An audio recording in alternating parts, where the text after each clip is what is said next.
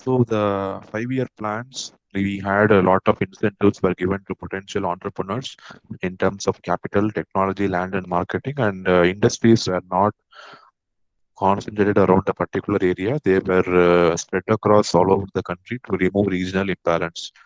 And interested people were various society were encouraged to enter into the SSI. SSI is small scale industries where people can come and establish their own small or medium sized industries.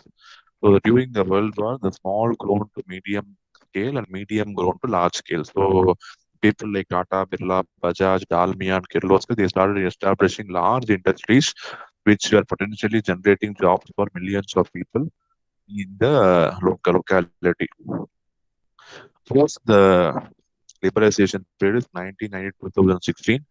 Following sectors de-reserved from public sector and open for private sector. So some of the sectors which are meant only for government, they were open for public, private also, like iron and steel, heavy plant and machinery, telecommunication, minerals, oil, mining, air transport, and electricity generation. So these sectors are open for general private companies. Whoever interested, they can enter this sector and start their own industry with proper permission from the government.